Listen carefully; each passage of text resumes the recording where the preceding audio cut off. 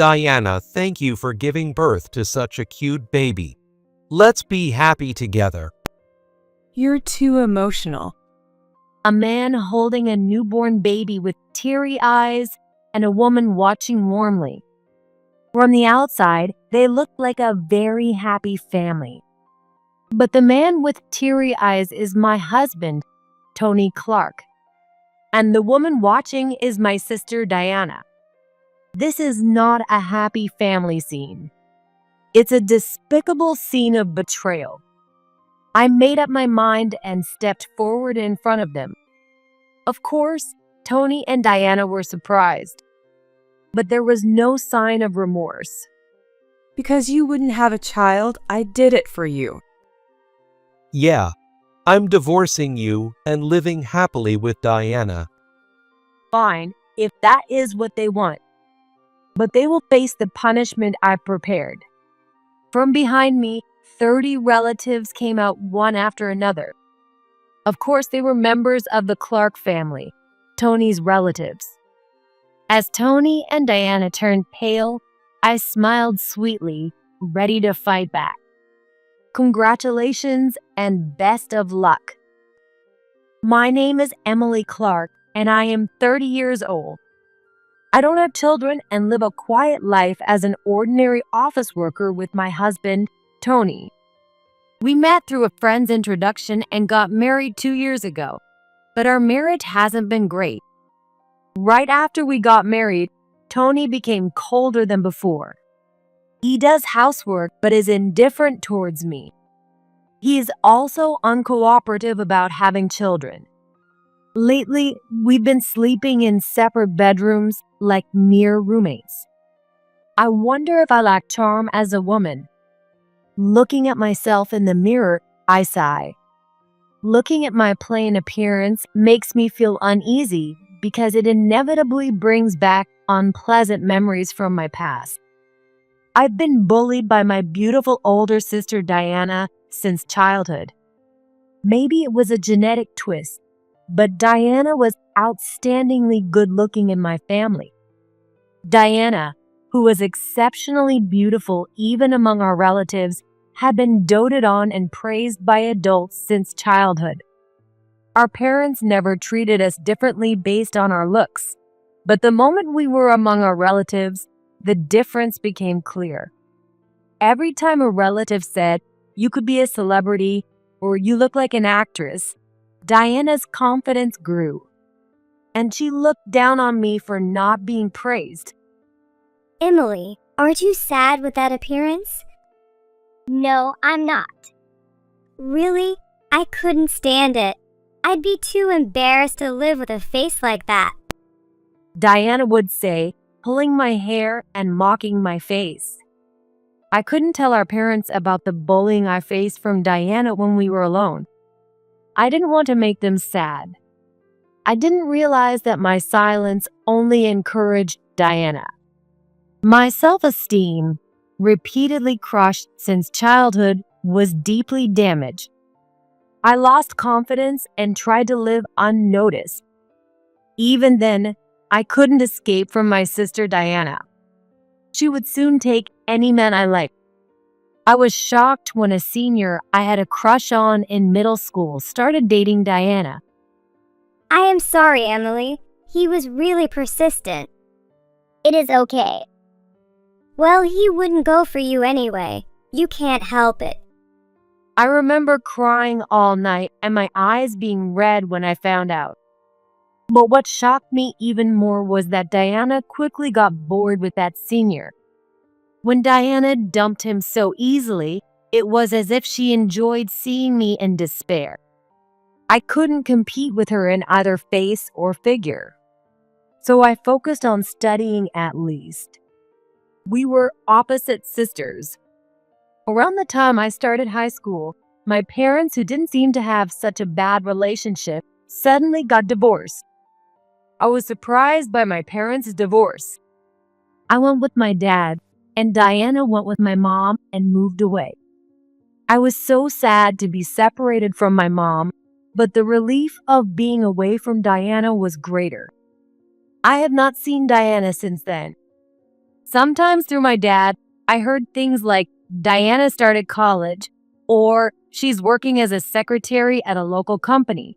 But it went in one ear and out the other because I didn't care. When I got married, I soon informed my mom, but I didn't say anything to Diana. So I felt at ease. I would later come to realize, much to my dismay, that Diana was far more of a villain than I had ever imagined. One day, it was a middle school reunion. I didn't have good memories of middle school because of Diana, but I was blessed with great classmates. I spent nostalgic moments with old friends at a hotel venue. Among them, I reunited with my friend named Kate Wilson. She was the class president back then, a responsible and caring person. After chatting for a while, she said something surprising. By the way, I heard your sister Diana had a baby. Congratulations. What? A baby? I was taken aback by the sudden news, and Kate seemed surprised in a different way. Oh, sorry. Maybe I shouldn't have been the one to tell you. Her belly was so big, I thought you already knew. Actually, our parents divorced when we were in high school, so we lived separately. Diana had a baby? Kate nodded with a guilty expression. Kate, who works as a nurse at a hospital in the city. That's when she saw Diana coming in for prenatal checkup. Kate looked awkward because she felt bad about revealing a patient's privacy. Oh, I see. So your parents got divorced. Sorry, please keep this between us. Yeah, of course. But to think that Diana is pregnant. I hadn't heard anything about her getting married, so she's planning to be a single mom. I hadn't heard anything from my dad, but my mom would know the details.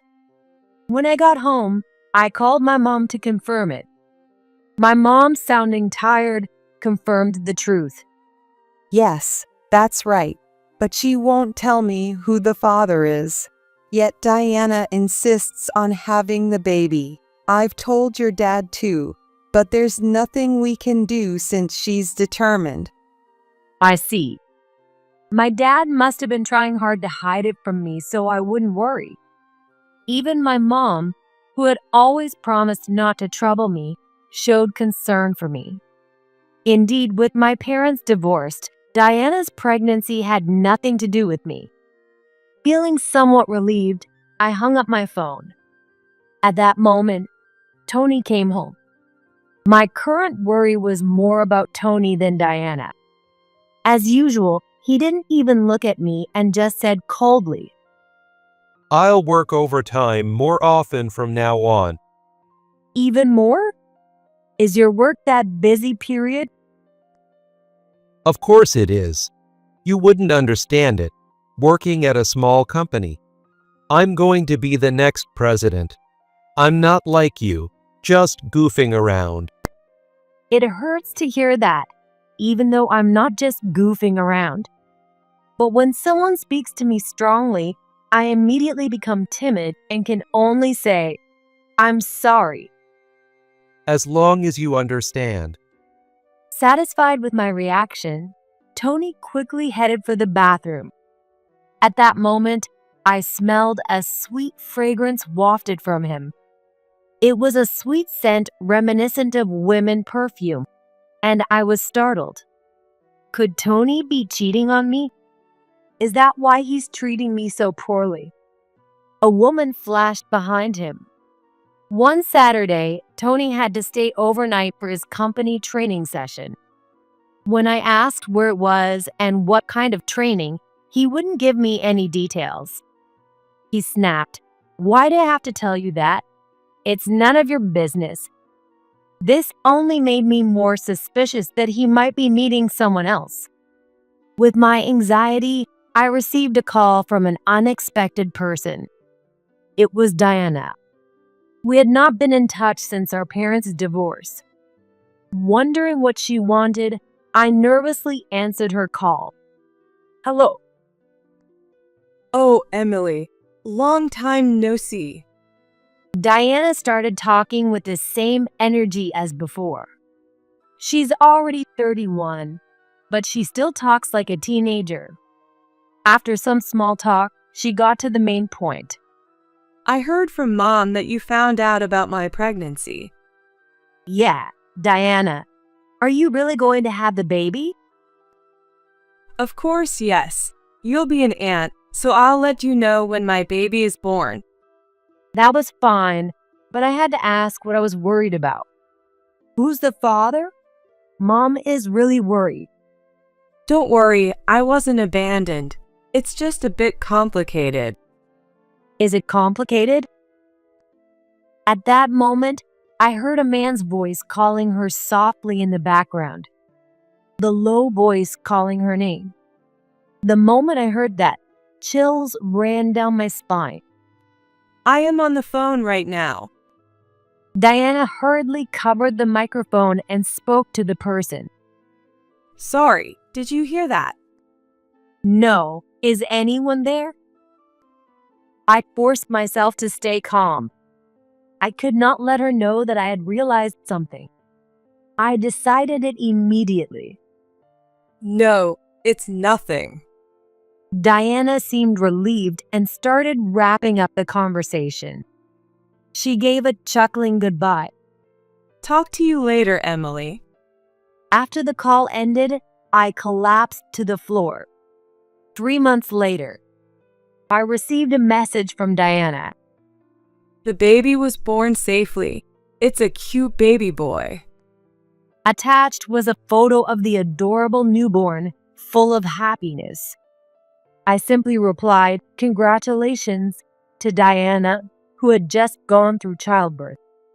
Tony suddenly stood up from the couch. He began pacing nervously around the living room, gripping his phone tightly. Watching him calmly, I spoke up to him. "What's wrong, Tony? You seem awfully restless." It is nothing. Tony rarely mumbled like that. He didn't notice my cold gaze. Then 5 days later, Tony said he had an urgent matter and he went out. But I knew where he was heading. After seeing him leave, I quickly made arrangements. It was the retribution I had been preparing for him over the past 3 months.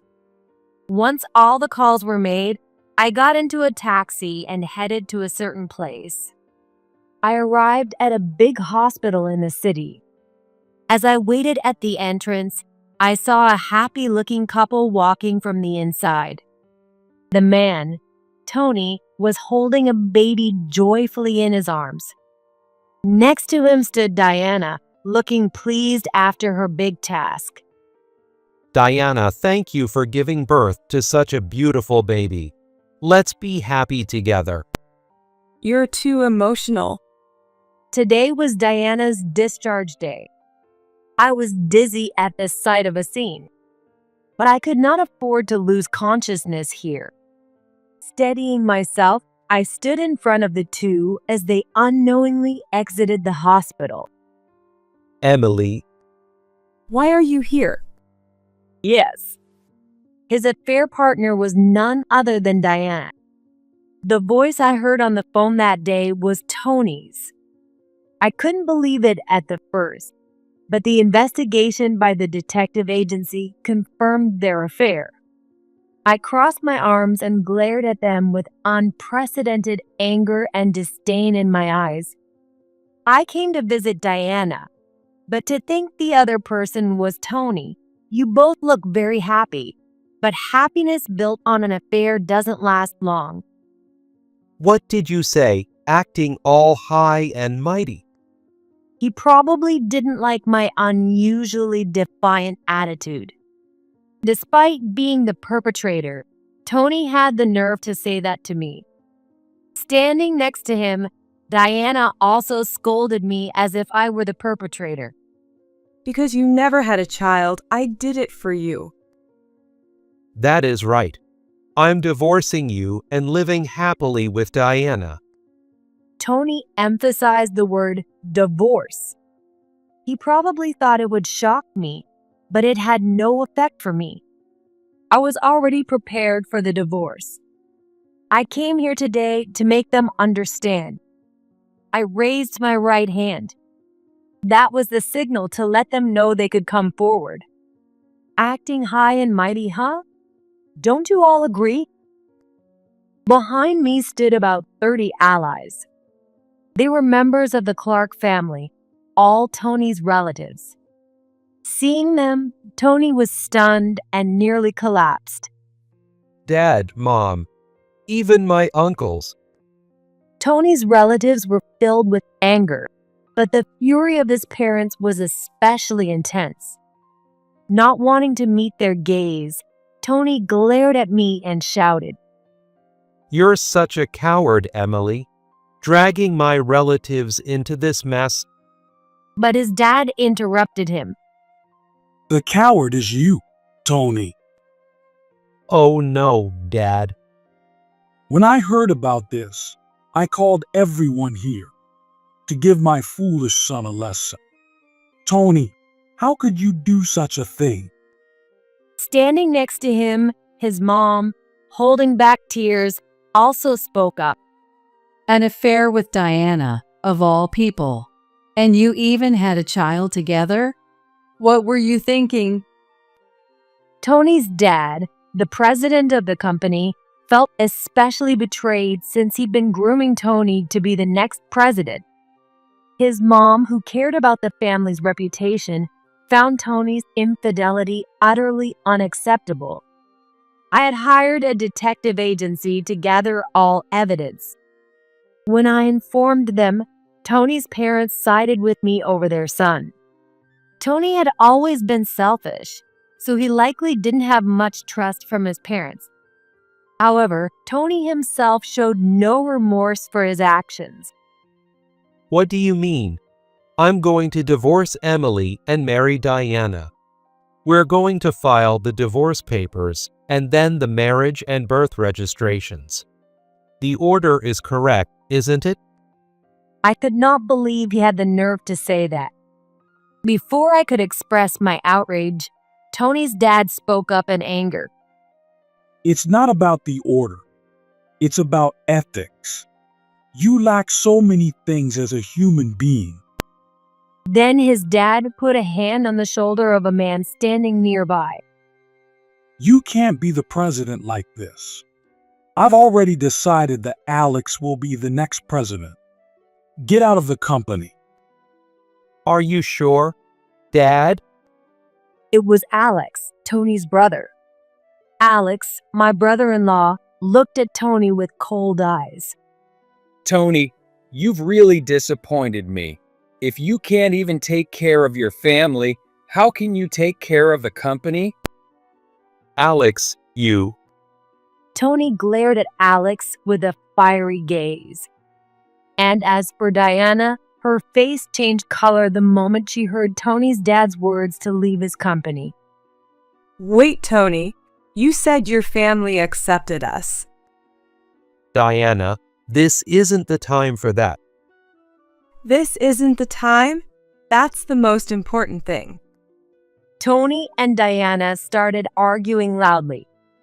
Apparently, Tony had told Diana that their remarriage due to their affair was accepted. But it was all a lie. Tony had lied to both me and Diana for his own convenience. I can't believe this.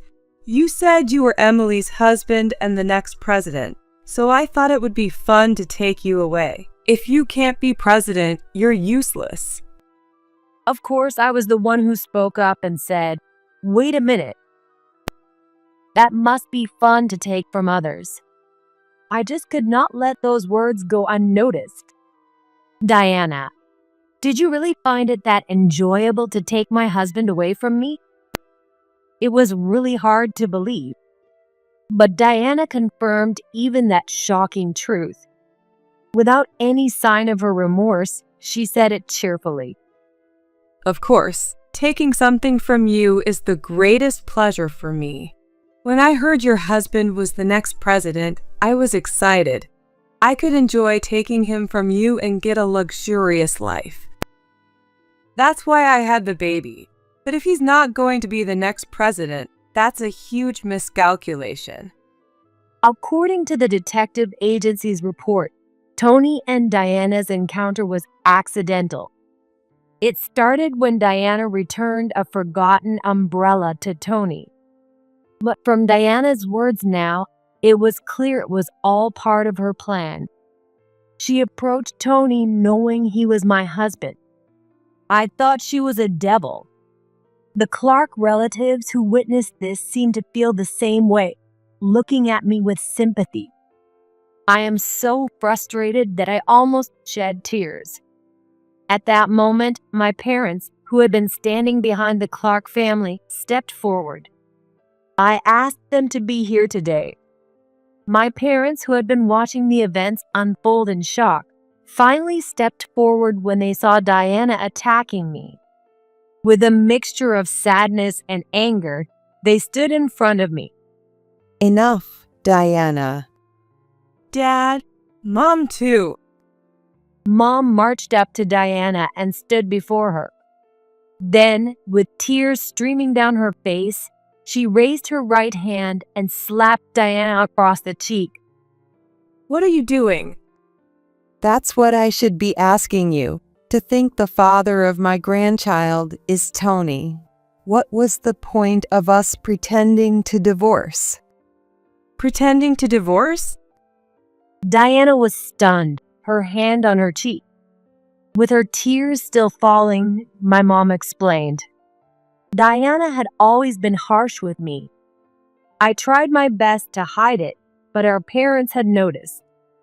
They had thought we were just a pair of sisters who didn't get along, but as we entered adolescence, they realized our relationship was far from normal. Diana's obsession with me was severe and could not be ignored.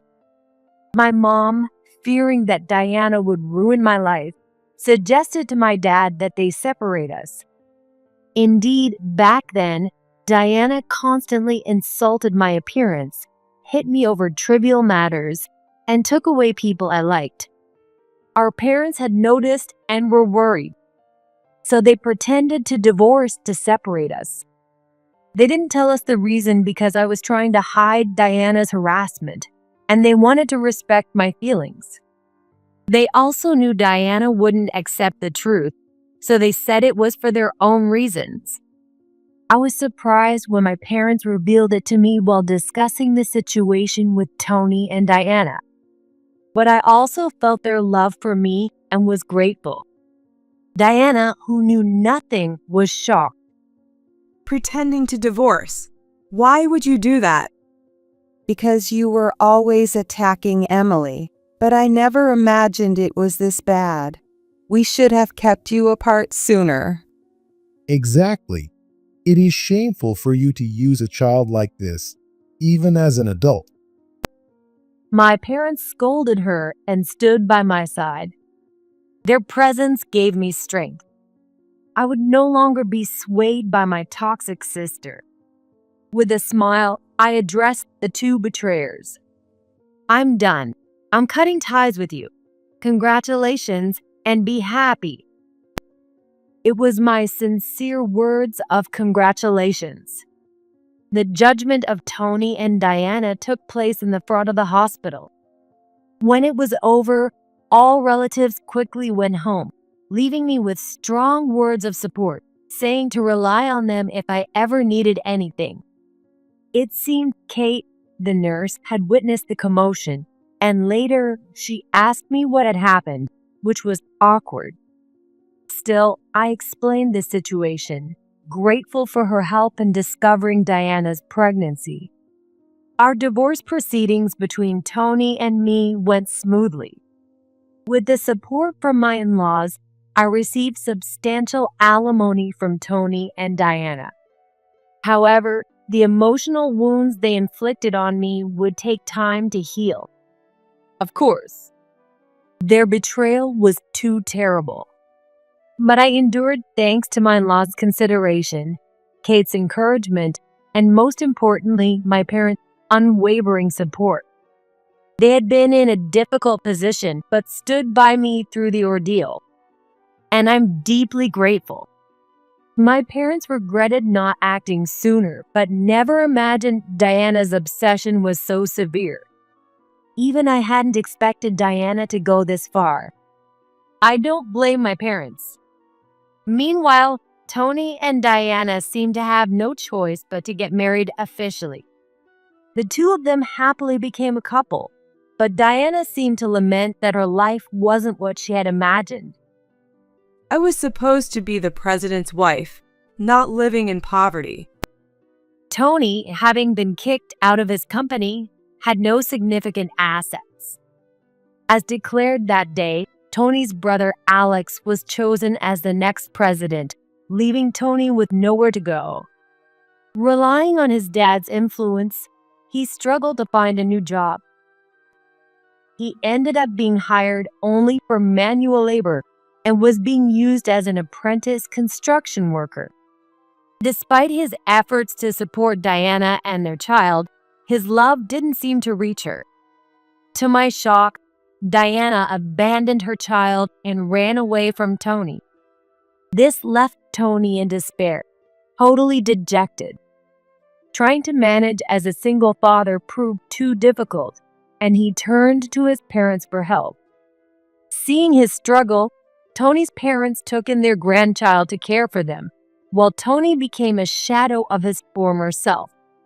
The Clark family pitied the child who was deprived of loving parents and supported Tony's parents in raising the child. Meanwhile, Tony abandoned parenting and disappeared from his parents' home. His relatives are now searching for him to seize child support payments. He must have considered it a serious love.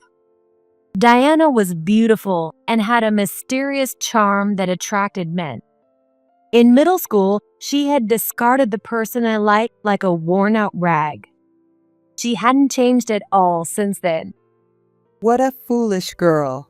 That's what happens when you don't marry someone you truly love.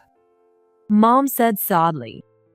As for me, I sold the house I shared with Tony and started living in an apartment. I also started going out with my parents occasionally. It was a gentle and peaceful time, like reclaiming the family bonding and happiness we had missed.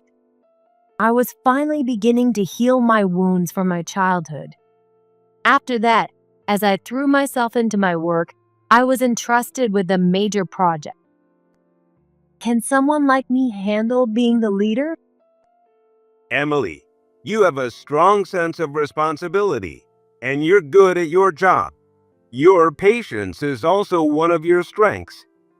My boss, John, who appointed me as the project's leader. But I still lacked my confidence. Do you really think so? I felt that my patience had only enabled Diana's behavior. However, John's next words struck a chord with me. Leaders need to endure a lot, but they must not be crushed by it and should be able to make decisions when necessary. I believe you have that strength. Thank you, John. Somebody had been watching over me. All my past efforts hadn't been in vain. With this newfound confidence, I accepted the role of leader and worked harder. Our small company, which Tony had belittled, began to thrive. I don't know how much of that was due to my efforts, but my superiors recognized my hard work. My salary have increased significantly, allowing me to live a more comfortable life. Enjoying my long-lost single life, I found myself 33 years old. 3 years had passed since the divorce scandal. That day, I came home to my apartment late at night. Despite being exhausted from my work, I felt fulfilled, but I was shocked to see the person standing in front of my door. The person was wearing a hood pulled low over their face and had their face wrapped in bandages. I instinctively took a defensive stance, thinking it was an intruder, a person who looks like a ghost. But when her eyes met mine and she spoke, I was shocked to recognize her. Emily, help me. That voice, Diana? To my shock, the suspicious person turned out to be Diana. How did you find out where I live? I followed you from your office before. Diana shamelessly confessed to her stalker behavior. The skin visible from the edges of her bandages had a dull color. I could not understand why she looked like that, but Diana just kept crying. Not wanting to attract attention from passersby, I brought her inside.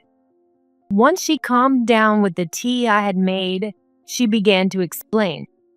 Diana had suffered from her failed cosmetic surgery. Or rather, it was not a single failure. She had undergone multiple surgeries, faced skin problems, and kept fixing them, even altering her bone structure until she reached a point of no return. In essence, she had trapped herself in a vicious cycle. Now, she could not even go to work and had quit her job.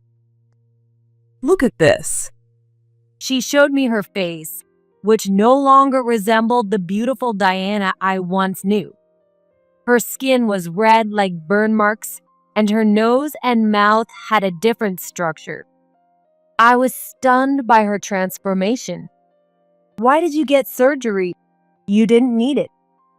Diana, who had been praised for her beauty since childhood.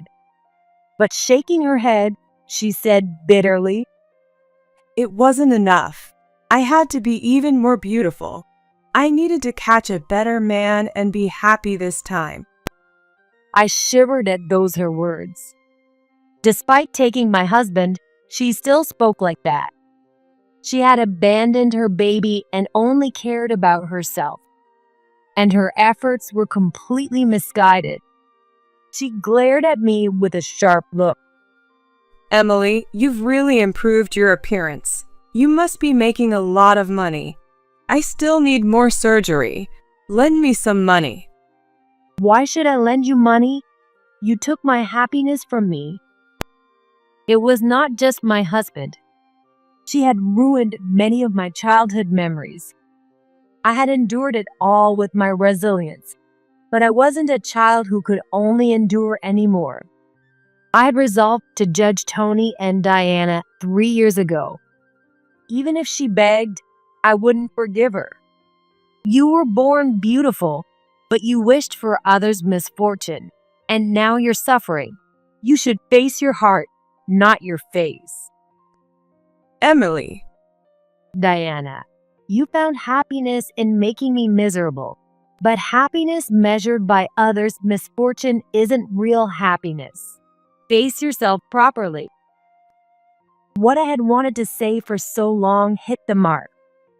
Diana broke down in her tears on the table. She was a foolish woman who had misunderstood happiness for many years. But I had no duty or compassion to save her. I quietly watched her small back. After a while, Diana, looking completely dejected, left with slumped shoulders. Her retreating figure looked weaker than ever.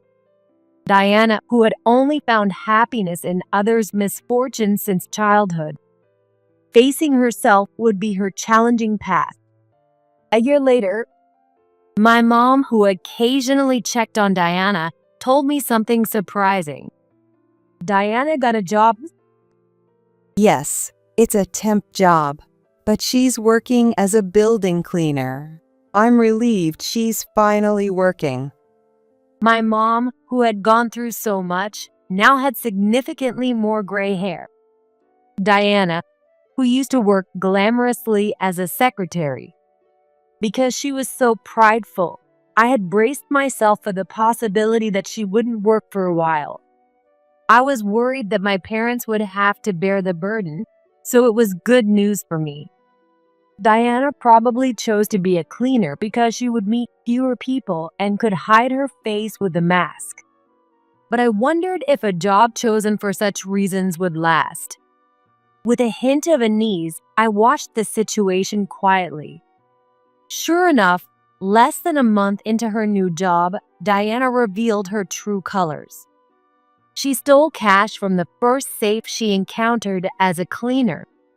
To my surprise, her accomplice was Tony, who was supposed to be missing.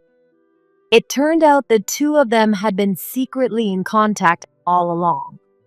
The company they stole from was one Tony had connections with during his previous employment, so he knew the location of the safe and the security details. Using their cunning, they planned and executed the crime.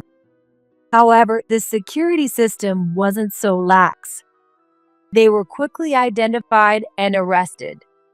The Clark family, who had been searching for Tony, was furious about this heinous act. Already holding a negative view of Tony and Diana due to my situation, the two had now completely turned the Clark family against them. Tony's parents, who had been diligently raising their grandchild, declared they would never forgive this betrayal. I do not care about that foolish son anymore.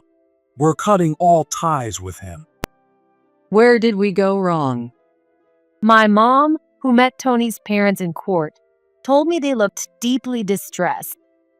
Naturally, my parents also lost all affection for Diana. They told her that they wouldn't help her anymore, even after she finished her sentence for theft. Why are you abandoning me? Diana, you're an adult now. Reflect on your crimes properly and live independently. Just because we're family doesn't mean you can do whatever you want. We and Emily have our own lives. You need to stand on your own. My parents firmly conveyed this during a visit. Even Diana was left speechless and dejected. Now, my parents live together in a new house. I've also moved to a different apartment, so Diana doesn't know where any of us live. Tony and Diana, who only thought of themselves and eventually turned to crime. What happens to them after their release is up to fate. As for me, now 34 years old, I continue to focus on my work. Our company has grown and even built a new office near the station. Having become a mid-level employee, I now have many junior coworkers. As a section chief, I serve as the right hand to my boss, John. Emily, I'd like to talk about the upcoming project. Sure. Should we meet in the conference room? John leaned in and whispered, I found a nice restaurant. How about we discuss it there? John, mixing work with private isn't appropriate. Oh, I'm sorry. John gave a slightly embarrassed smile at my admonishment. He's been approaching me recently. At first, I was confused, but I wasn't entirely opposed to the idea of someone I had admired for so long. However, my reluctance to marry again made it difficult for me to say yes. Still, he kindly says, I'll wait as long as it takes. I'm currently taking comfort in his patience. But if it's not about the project, then it's fine. What? A delicious restaurant. Won't you take me there? When I answered, John's face lit up. I'm gradually being drawn to his genuine nature, much like a big, friendly dog. It might take a bit more time, but I want to nurture this slowly. I finally found my own happiness.